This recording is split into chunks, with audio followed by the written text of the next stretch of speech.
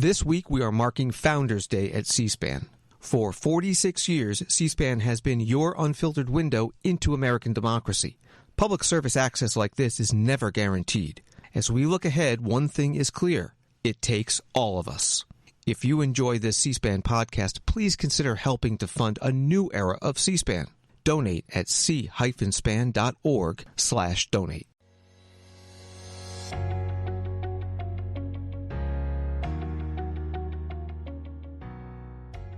And thanks for joining us for the Q&A podcast produced by C-SPAN. I'm your host, Peter Slen.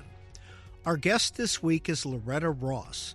She's an activist, professor, and author who's written a book on the concept of calling in rather than calling someone out, especially those with whom you disagree. That podcast begins in a moment. Last week was our first playoff game, and my plaque psoriasis was so itchy under all my gear. Sometimes just thinking about scratching could take me out of the moment. And then my doctor told me I could get clearer skin with a pill called Otezla. Otezla apremilast is a prescription medicine used to treat adult patients with plaque psoriasis for whom phototherapy or systemic therapy is appropriate. Otezla can help you get clearer skin after just 4 months. Okay, ready for the next game. Talking to my doctor about a pill was a total game changer. Don't use Otezla if you're allergic to it. Get medical help right away if you have trouble breathing or swallowing, swelling of the face, lips, tongue, throat, or arms. Severe diarrhea, nausea or vomiting, depression, suicidal thoughts, or weight loss can happen. Tell your doctor if any of these occur and if you have a history of depression or suicidal thoughts. Live in the moment. Ask your doctor about Otezla. Call 1-844-4-OTEZLA or visit Otezla.com for prescribing info about cost, and more. Hey guys, have you heard of Goldbelly? It's this amazing site where they ship the most iconic famous foods from restaurants across the country, anywhere, nationwide. I've never found a more perfect gift than food. They ship Chicago deep dish pizza, New York bagels, Maine lobster rolls, and even Ina Garten's famous cakes. So if you're looking for a gift for the food lover in your life, head to goldbelly.com and get 20% off your first order with promo code GIFT. While working at the D.C. Rape Crisis Center, Loretta Ross received a letter from a prisoner stating that he wanted to learn to not be a rapist. Ross, who was raped twice as a child, put the letter aside, angry that this man contacted her. But after some time, she responded, and that began weekly conversations with imprisoned men who had raped women. That experience of reaching out and listening began a journey for her where she taught herself to call into people rather than calling them out. Now an activist and professor at Smith College, Loretta Ross has written a book titled Calling In: How to Start Making Change with Those You'd Rather Cancel. In this book, she discusses her philosophy of holding people accountable, not by canceling them, but by listening and engaging. Our conversation with Loretta Ross begins now. Loretta Ross, in your new book, Calling In: How to Start Making Change with Those You'd Rather Cancel, you write about receiving a letter from a prisoner named William Fuller, and you summarize his letter this way. Outside, I raped women. Inside, I rape men. I'd like to not be a rapist anymore. Who was William Fuller, and how did you meet him? I had never heard of William Fuller until I received his letter when I was the director of the D.C. Rape Crisis Center. And when he wrote us saying that he wanted us to help him learn about Black history and feminism and stuff, I was outraged because we didn't even have enough resources to help the victims of sexual assault. And here was a perpetrator writing us. And so the letter sat buried on my desk for a few months. Finally, I decided to look at it again. And I went down to Lorton Reformatory, which was DC's prison at the time, and met him. And that was my first time meeting him. But when I went into that room to meet him, I was actually surprised because he had 5 other guys with him. So there were 6 of them in all, and they were all buffed and big and scary. And I'm a rape survivor. And next thing I know, I'm in a room with 6 rapists. What made you say yes to meeting him? I'd like to say that I had all these highfalutin ideals when I went down there. At the time, I was telling myself that I wanted to work with men to help understand how to stop men from raping. But now that I'm 50 years past that date, I think I went down there to curse him out because I never actually had a chance to hold my rapists accountable. And so I thought it would be an opportunity to tee off someone who'd gotten what he deserved, no matter how miserable his circumstances, they were all his fault. And so I'd like to say that I had all of these high ideals, but I think secretly I wanted to make sure that my nightmare never got out of jail. What did you hear from these 6 men?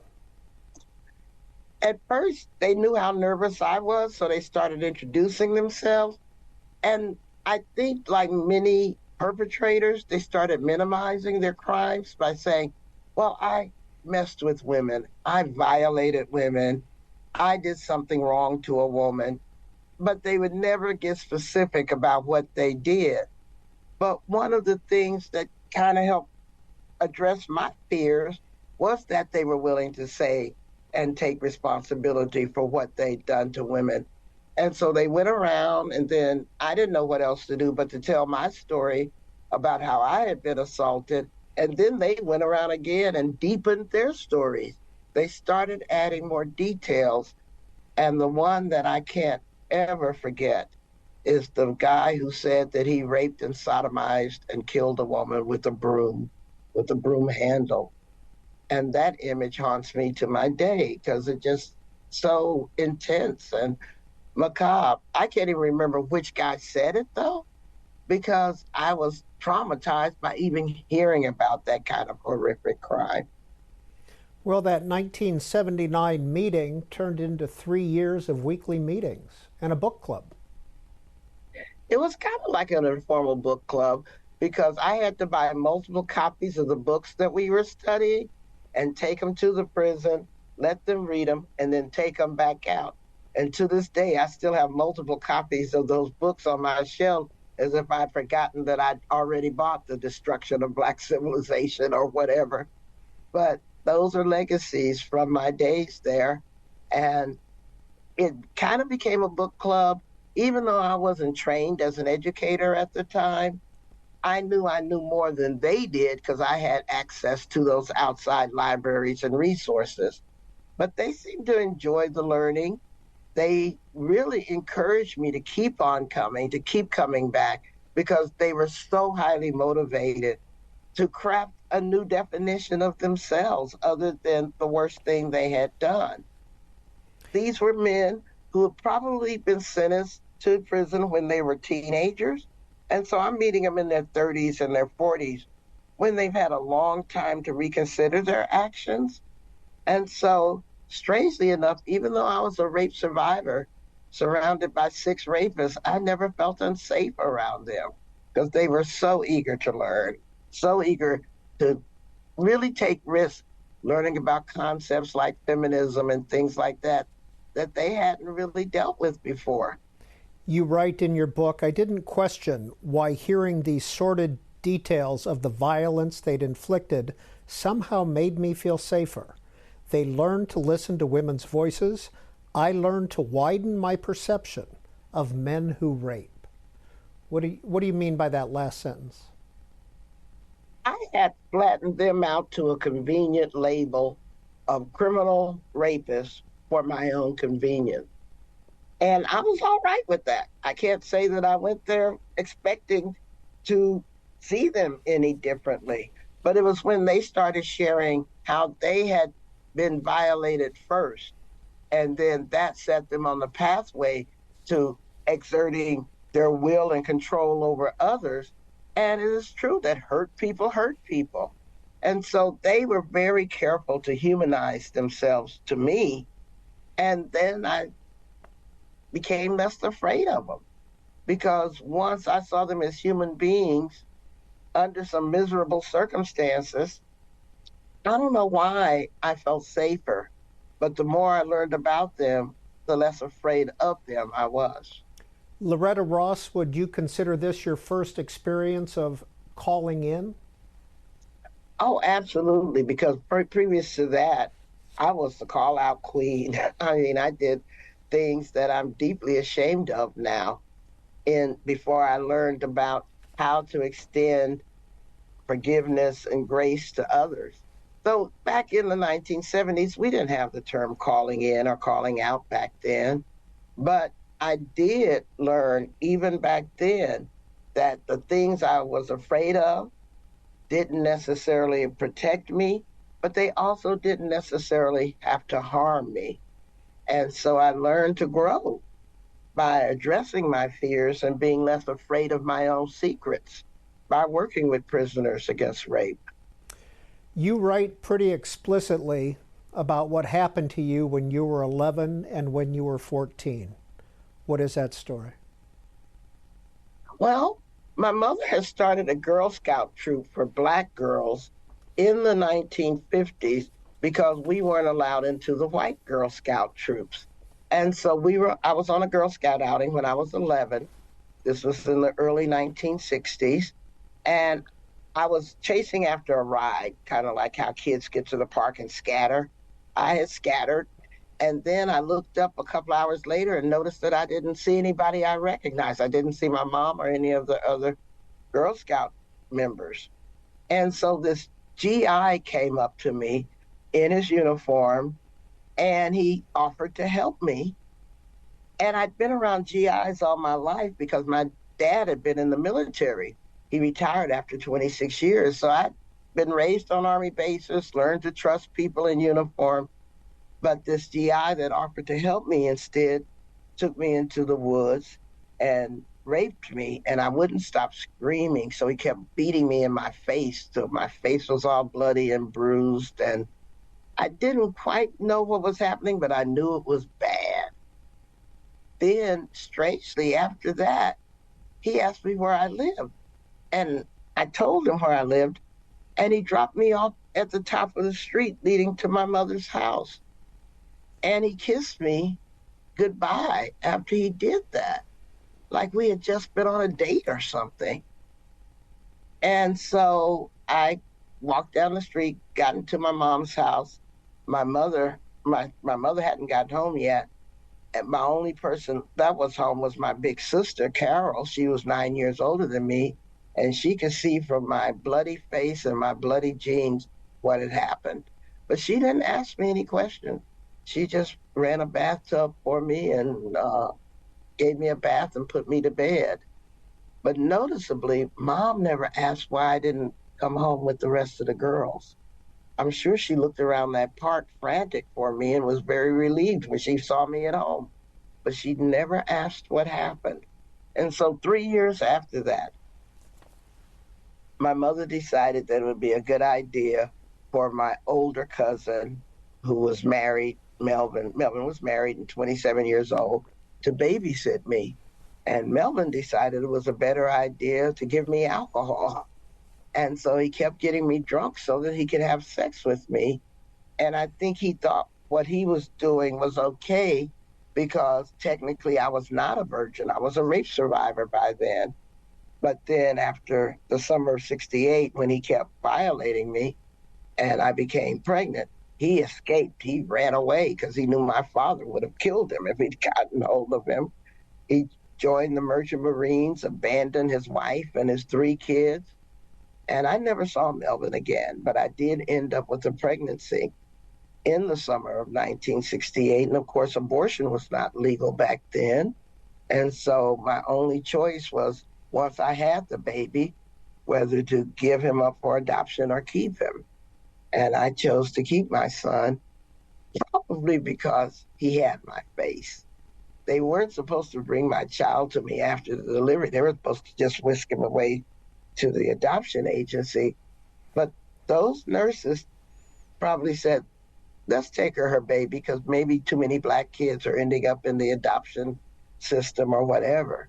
But they brought my son to me, and I kept saying, he's got my face, he's got my face. And in that moment, I went from being a scared teenager to a mom because I couldn't go through with the adoption after that. So I ended up parenting my son with my parents because I was a baby raising a baby.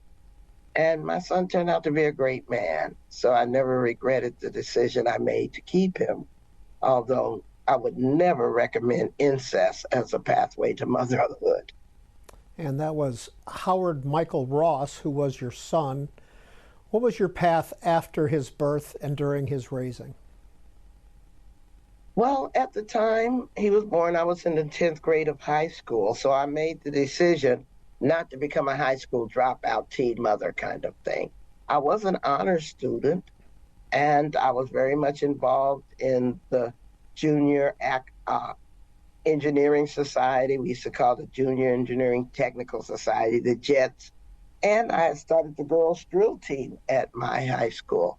So I was involved in a lot of activities. I was a national merit qualifying scholar. So I had scholarship offers to go to college, and I was just determined not to let this incident prevent me from pursuing my dream. So in 1970, I graduated high school. I actually had a scholarship to Radcliffe College, but they rescinded the scholarship offer once they learned I'd become pregnant. And so I had other offers like Trinity University, which would have meant staying in San Antonio, and I didn't want any parts of that. So I accepted an offer to Howard University and left San Antonio for Washington, D.C. on a Greyhound bus. And that forever changed my life. What happened when you were in Washington? What was your career path? Well, I majored in chemistry and physics because I've always been kind of like a STEM person. And so it was very, very difficult to see myself as a normal first year student because I was a mother already. I felt mature beyond my classmates. And then being in the sciences was very, very difficult because it seemed like every course I had to take was a 5-hour course. And so my first semesters there, I was taking between 20 and 22 hours. And those were very, very hard because you have to take a lot of calculus, pre-calculus, differential equations, organic chemistry, all of those kinds of things. And at the same time, my parents had kept my son for me through my first couple of years of college. But then my mother decided that she wanted to get health care for my son because my father, being a retired vet, meant that everybody in the family had health care but my son. And so she decided, I think the state authorities told her, she needed to sue for custody of my son so that she could add him to my father's benefits. But she didn't tell me that was her plan. All I knew is that I got notified that I was being listed as an abandoned mother, a mother who had abandoned her child. And that enraged me. And so I marched down to Texas and grabbed my son and brought him back to Washington, D.C., because that felt like a betrayal, because she didn't even tell me her motives at the time. That was part of my childhood, that my mother and I never really had great communication. We had secrets that we buried really, really deep. And so we were superficially nice and kind to each other, but we never had the substantive conversations we should have had as mother-daughter. And I didn't learn until decades later that my mother had been a victim of childhood sexual abuse herself from age 8 to 16. And so her trauma prevented her from dealing with my trauma. And so it took a long time for us to learn that despite the fact that we loved each other, we also needed to learn how to communicate to each other much better. Loretta Ross, in your book, Calling In, you talk about a woman named Amma Saran. Who was she? Amma Saran was the woman who led to my firing at the D.C. Rape Crisis Center. So I need to tell you that story.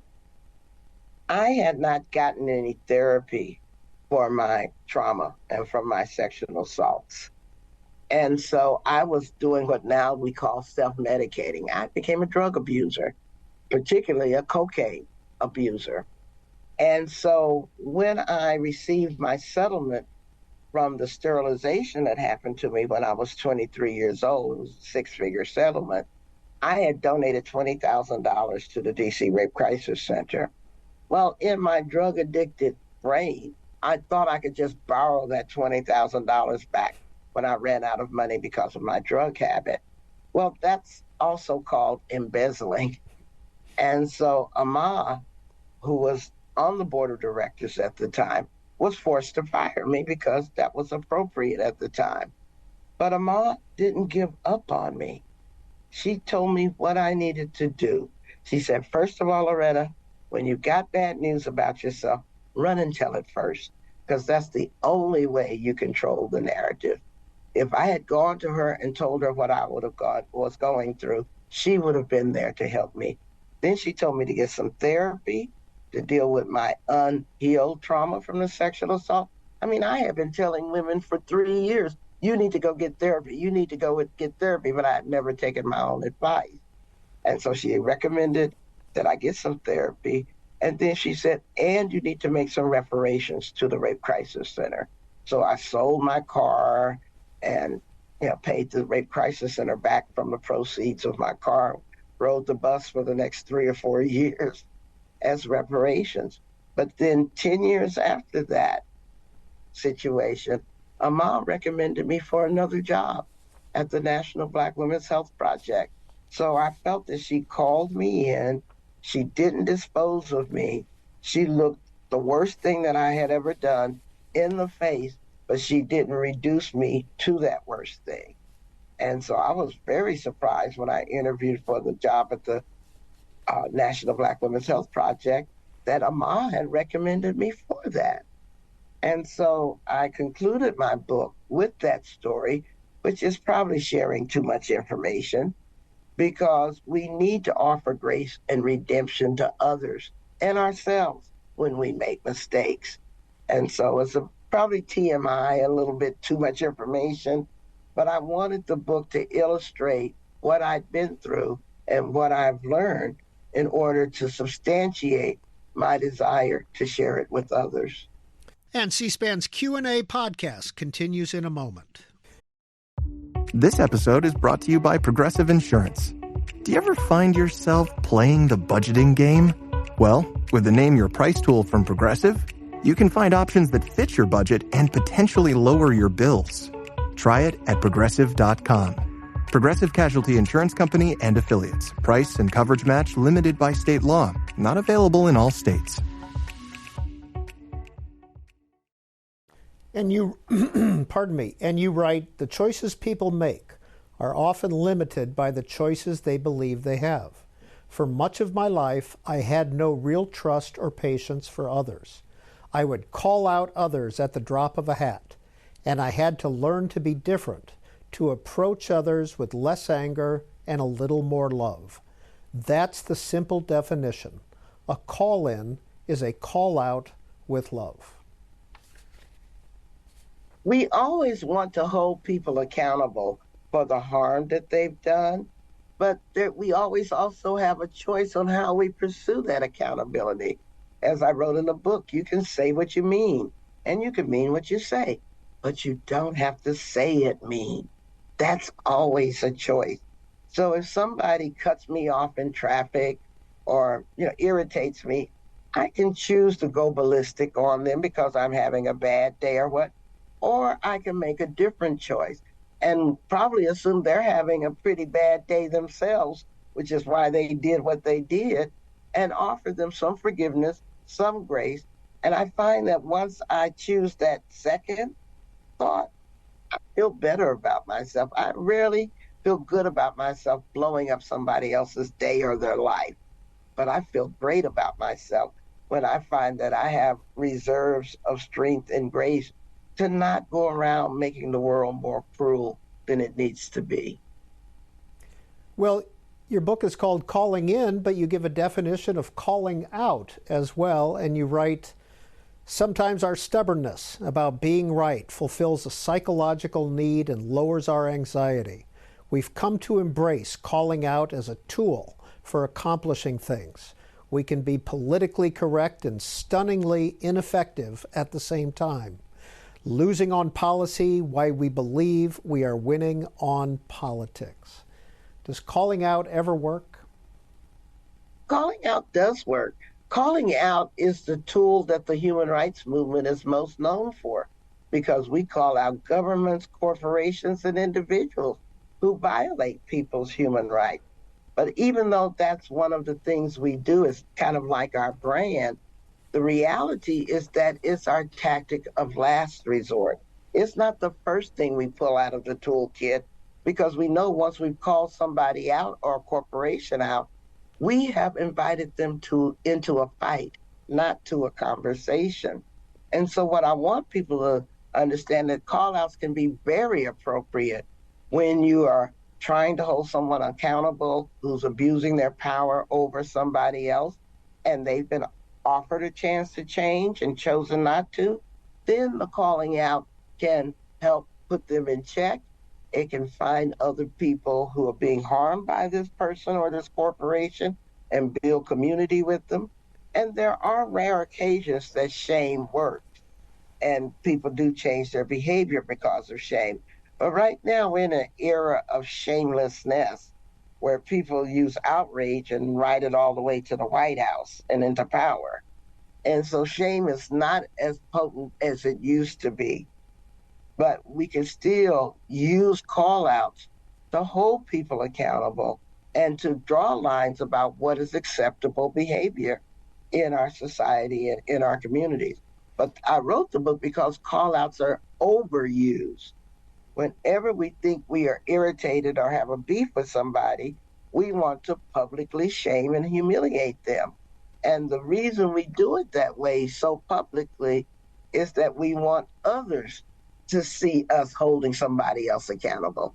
We call that virtue signaling. Let me show you how woke I am, and I'm going to put this other person down for not being as woke.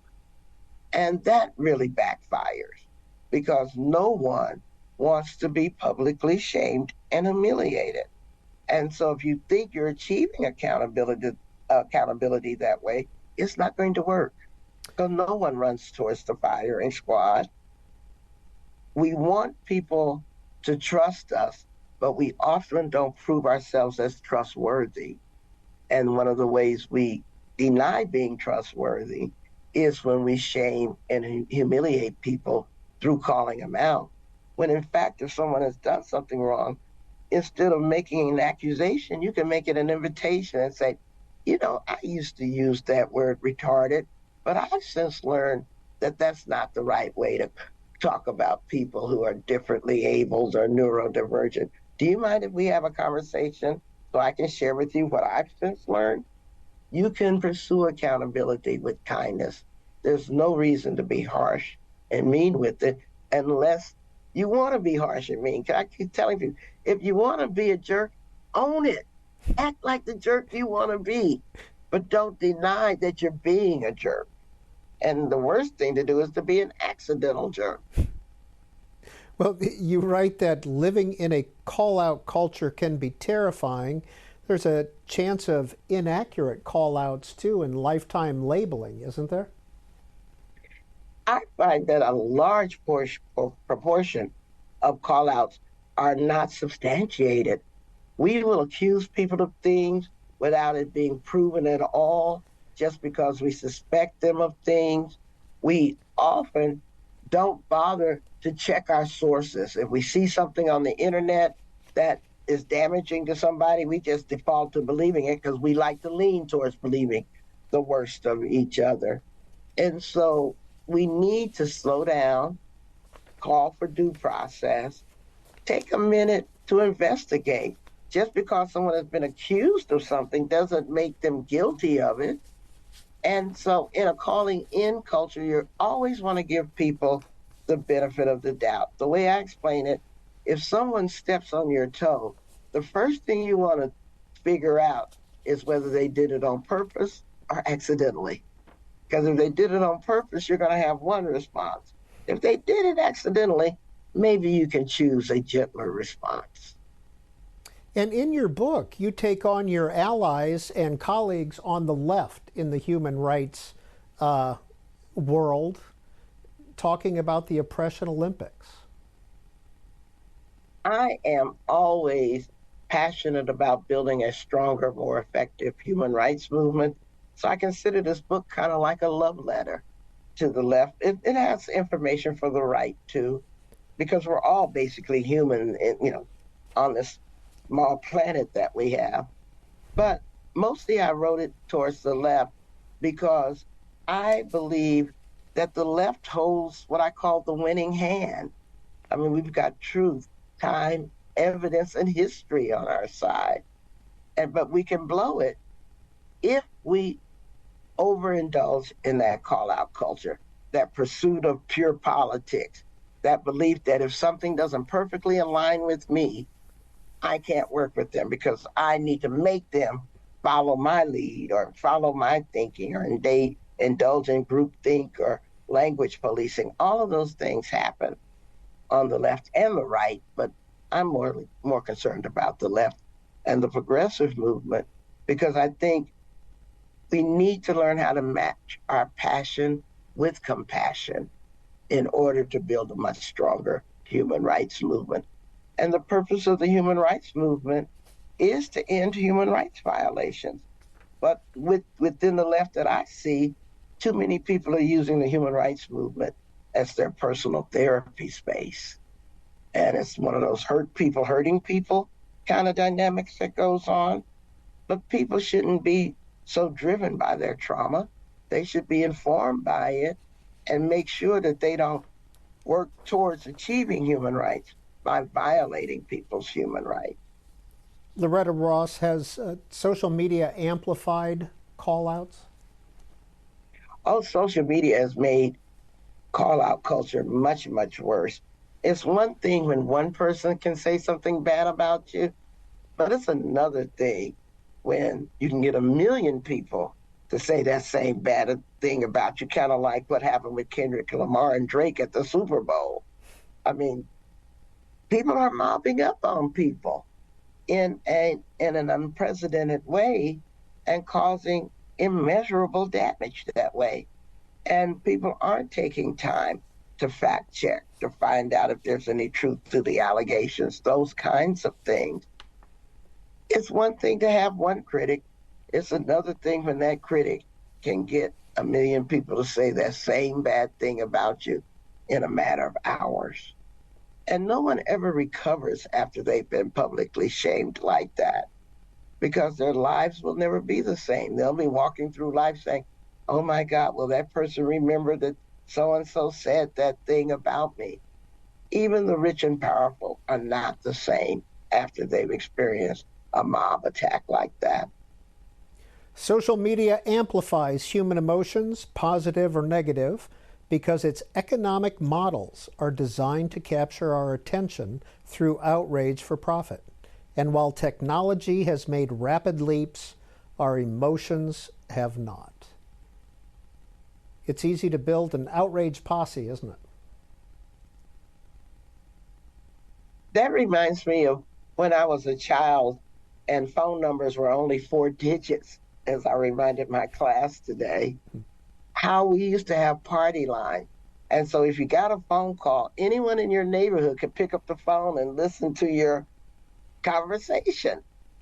And that reminds me of how consistent we are in those emotions. We're consistent in wanting to gossip about others. We're consistent in wanting to believe the worst of others. But we also can be consistent in offering kindness and compassion to each other.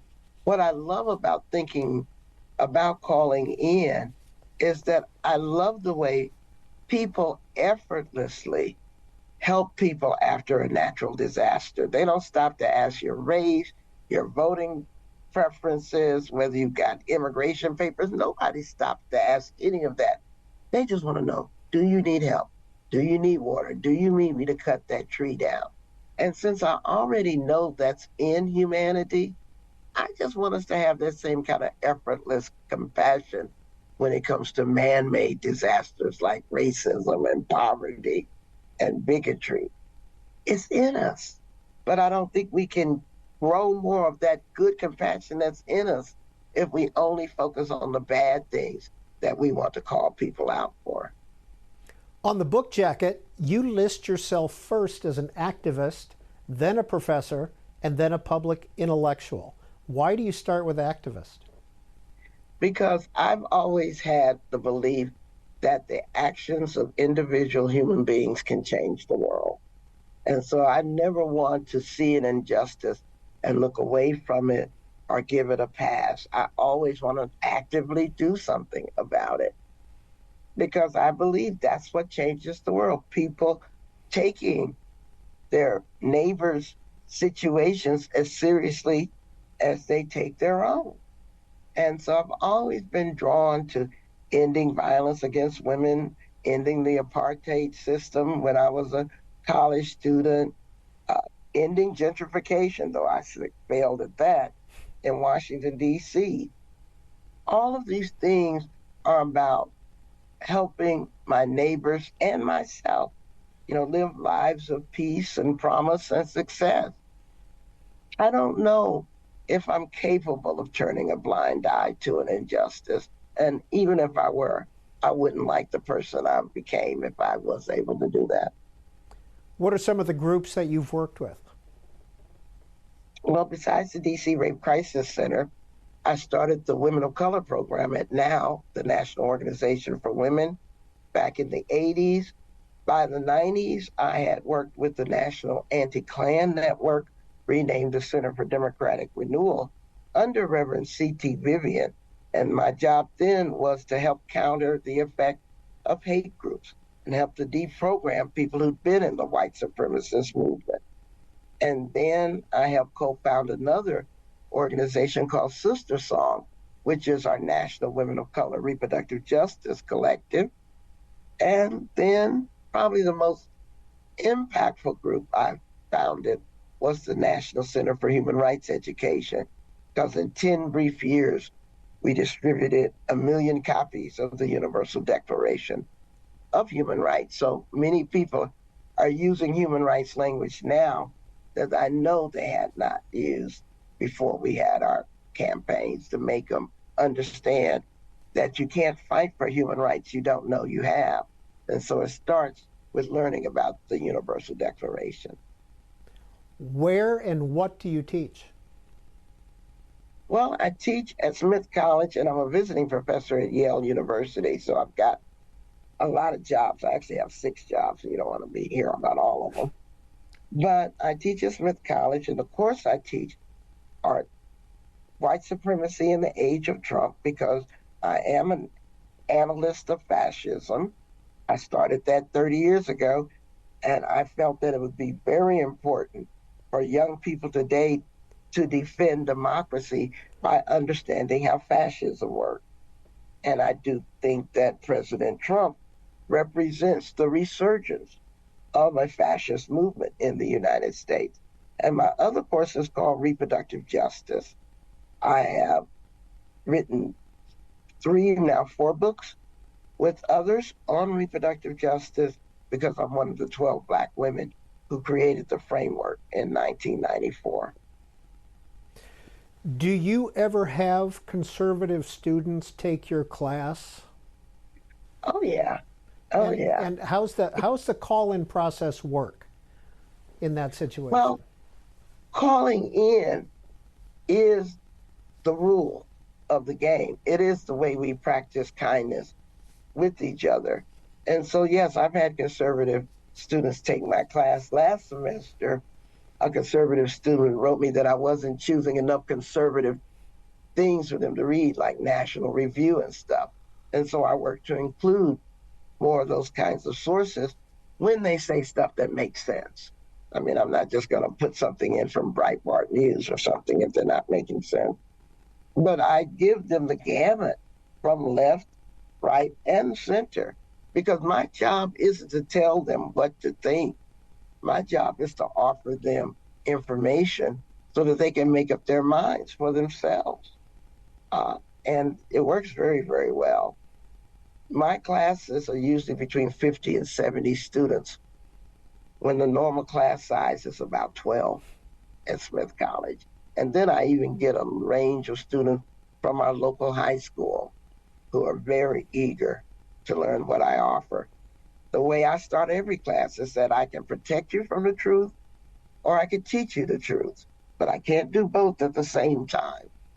And so with the white supremacy class, what I love about it is that I start with a fundamental distinction between white supremacy as an ideology and whiteness as an identity, because quite obviously, not all people defined as white are white supremacists, nor are all the people who support white supremacy ideologically, are they white? And so I separate believing in a worldview from possessing this made up identity that we all have to suffer under. And that addresses the fear of being made to feel guilty about who you are, because I don't like making people feel guilty about who they are. I think we need to redefine white pride away from the definition that the white supremacists use. Everybody should be proud of who they are and proud of their ability to show love and compassion to others. That's what I teach. And C-SPAN's Q&A podcast continues in a moment. I've never been that terribly invested in hating white supremacists or misogynists or opponents of reproductive justice or other folks who piss me off. Fighting them was a mission, but I don't emotionally invest in actively hating folks I don't even know, you write. I just find hatred too exhausting. It's almost like when you hate somebody, you give them free rent in your head permanently. And I'm not quite sure how well that works for people, because I don't like giving people free rent in my head. I wouldn't even let the father of my son live in my heart or my head, much less some strangers I don't know. I find it takes all of my available energy to live a life of joy, peace, and service. And so I have a quick temper, but it's not a sustainable emotion. It's effervescent. It just goes away as quickly as it comes. And I don't know how to hold grudges. Actually, I'm bad at grudges because I've largely forgotten why I was mad at you in the first place. And so I don't have the temperament for long-term hatreds, but I understand some people do. But when I see that, I have to ask him, how well is that working for you? To carry that grudge for decades? Is it bringing you any joy, any peace, any pleasure? Because if it isn't, then why don't you consider letting it go? You don't have to carry a grudge. It's a choice to do that. Loretta Ross, who was Floyd Cochran and how did you become his compatriot? Well, Floyd Cochran was the national spokesman for the Aryan nations in the 1990s. And the way I met Floyd was that I was sitting in my office one day at the Center for Democratic Renewal, and we got this phone call in this big, deep bass voice. I'd like to speak to Leonard Zeskin. Leonard Zeskin was our national researcher at the time. He headed up our opposition research unit. And so I offered to take a message for Lenny because he wasn't in the office at the time. And so when I asked who's calling, he said, Floyd Cochran. And before I could catch myself, I said, the Floyd Cochran? He said, yes.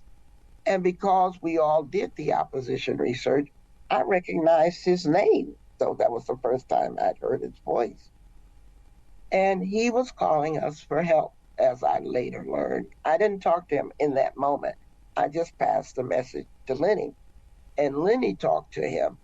And it turned out that he had been exiled from the Aryan Nations compound in Hayden Lake, Idaho, because when his second son was born with a cleft palate, his Nazi buddies told him that his son was a genetic defect who needed to be put to death. And that turned Floyd's thinking back on, because he was all right hating Black people and Jews and queer people. But when his buddies threatened his own child, Floyd got alerted. And so he went to Pastor Richard Butler, who ran the Aryan Nations compound, and asked him if it was true. Does my child have to die for us to build the perfect Aryan race? And Pastor Butler wouldn't answer him. He just smiled. And that didn't sit well with Floyd, so he asked him again 2 weeks later.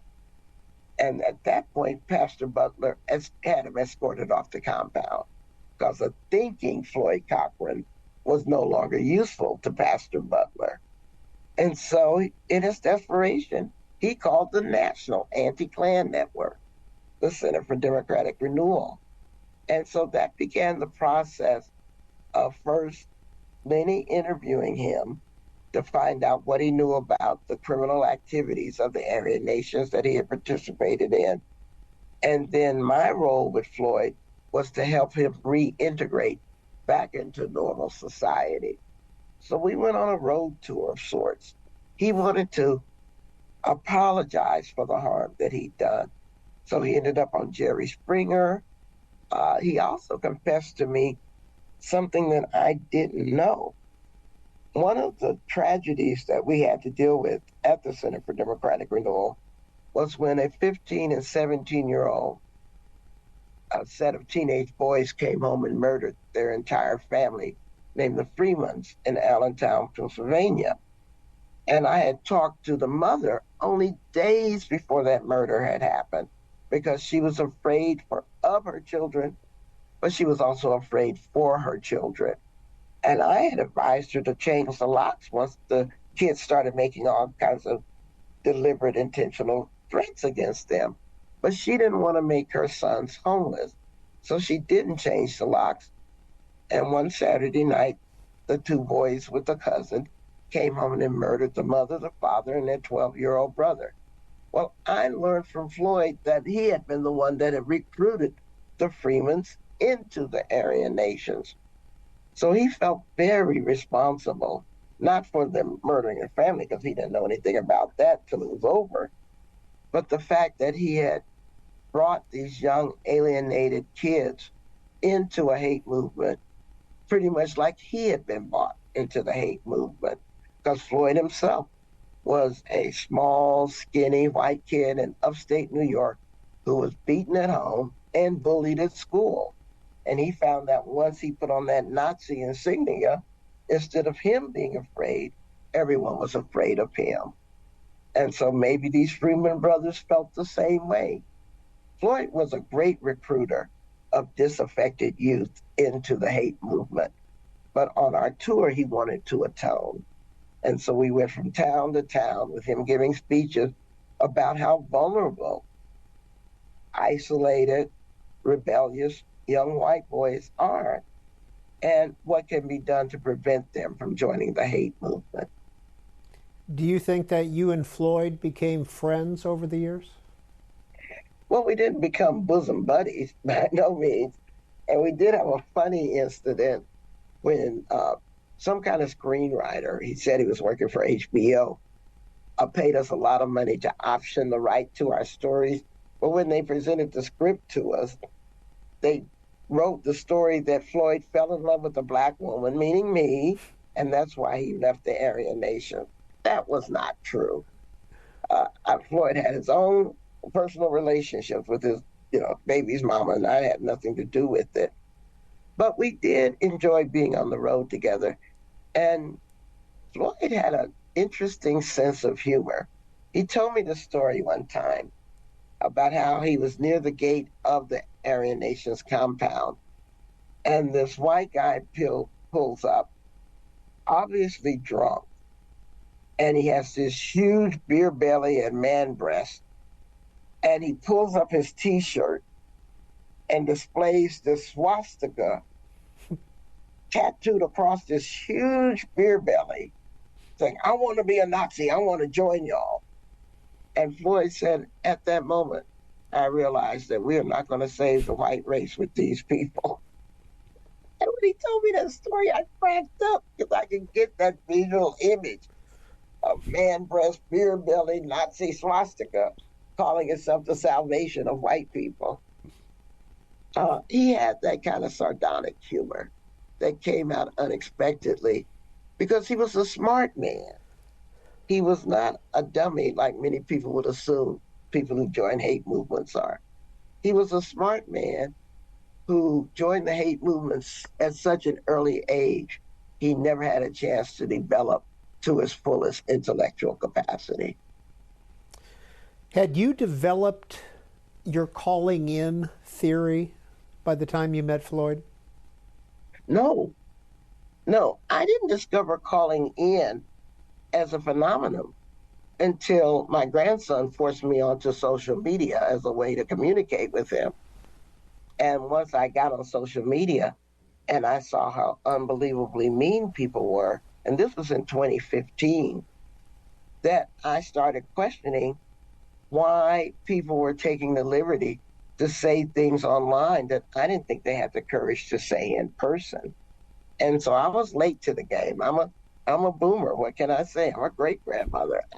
Social media is not my thing. So I had to be dragged into it. And then once I saw it, I asked one of my young people that I work with, what's going on? Why are people being so mean to each other? And she said, it's the call out culture. And I was surprised. I said, you named it? And she said, yes. And then I said, well, what are y'all doing about it? Because this ain't normal. This is not good. And she shrugged and walked away as if it was inevitable as gravity. And so that's when my interest in the topic was sparked. And then I did a couple of years worth of research to find out how it was affecting our society, what role social media played, what accountability looks like, what does conflict look like. I did my academic thing, looking at every psychologist, scholar, philosopher that had written on how people can get along in a civil society.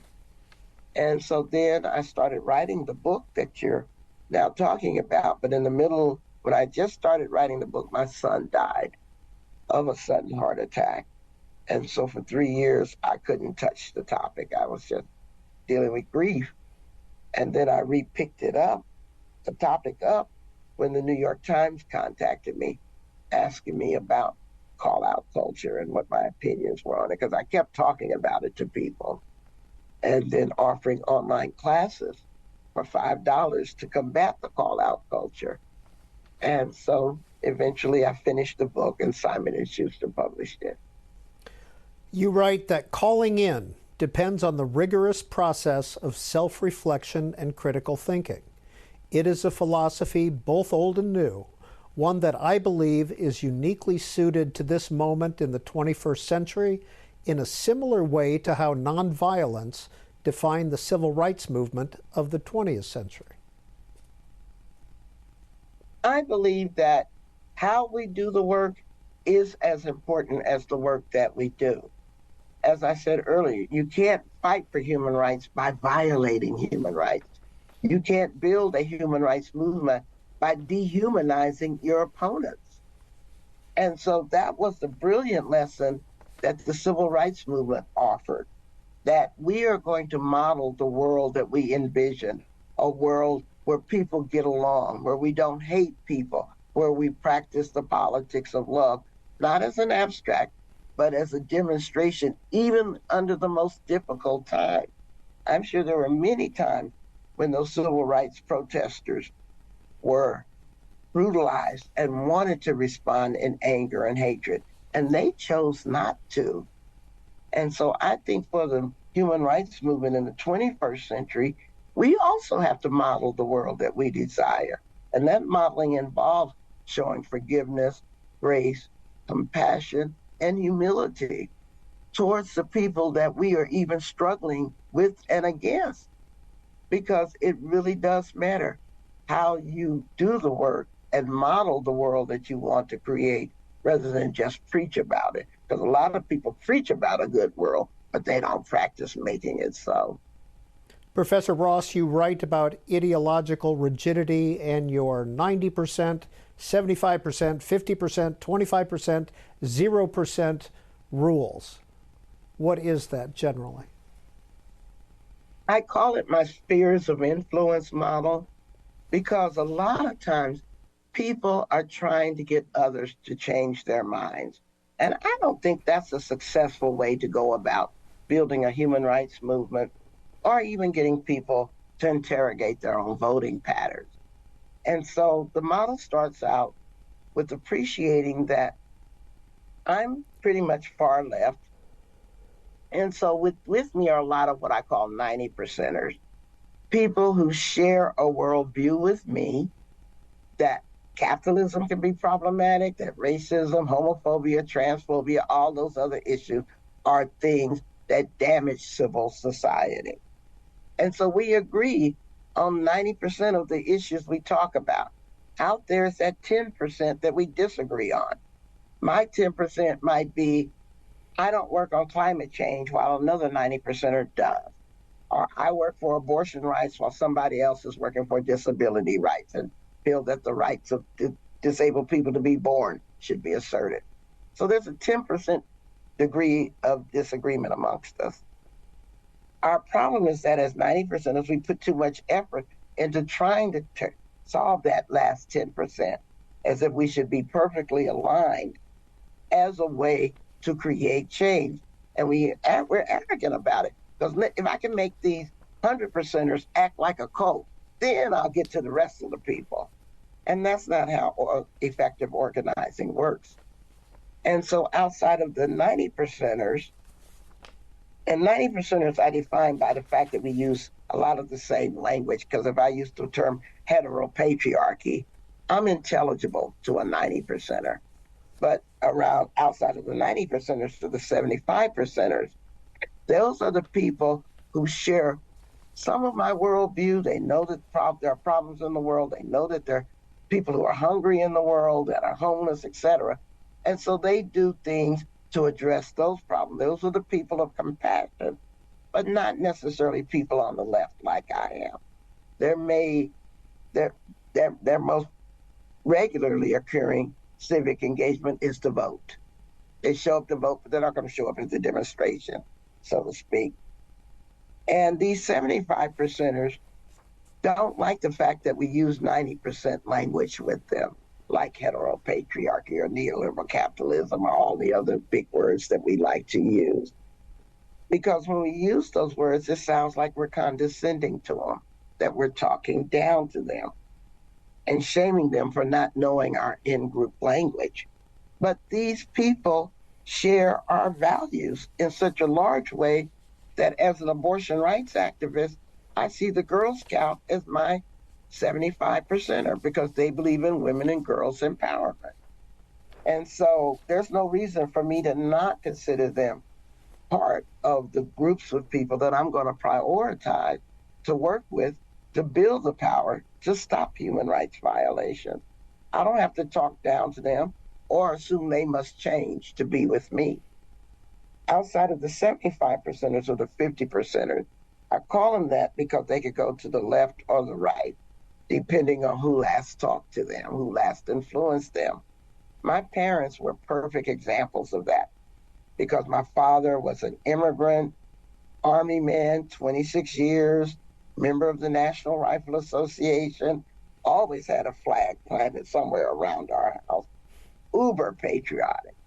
Mom, Southern evangelical Christian. And so what they thought about a given issue depended on who most influenced them, which is why I said they could go to the left or the right. But with my parents, I learned to go underneath their words and speak to their values. So I would remind my mother, while your church is feeding the hungry, as a human rights activist, I'm asking why they're hungry in the first place. And by that, we could bridge each other's differences based on our shared values. With my father's American Legion group, I would talk about Uncle Sam and Uncle Sam keeping a promise to his veterans, and then challenging why those promises can get broken when they don't give veterans long-term hospice care or something, even though they made that promise to them. And then outside of the 50s are the 25%ers. These are the people with whom I have such little worldview overlap that we're not intelligible to each other. So if I say freedom, I mean freedom from oppression. If they say freedom, they mean freedom not to wear a mask in a pandemic. So we are talking about two different definitions of freedom And I don't think I would have a lot of influence with them at the outset, even though I'm willing to offer patience and active listening to them. And then outside of the 25 percenters are what I call the zeros, not because I'm estimating their degree of humanity, but the fact that we so contrast in worldview, where they believe that they have the right to increase human suffering against my desire to decrease human suffering. They would be the ones that say, well, it's okay for people to be poor because they're not working hard enough, or it's okay to separate immigrant children from their families because they shouldn't have been here anyway. They're illegals, that kind of meanness and casual cruelty that they think is a smart thing and I think is a mean thing. And I actually don't think it's that smart either.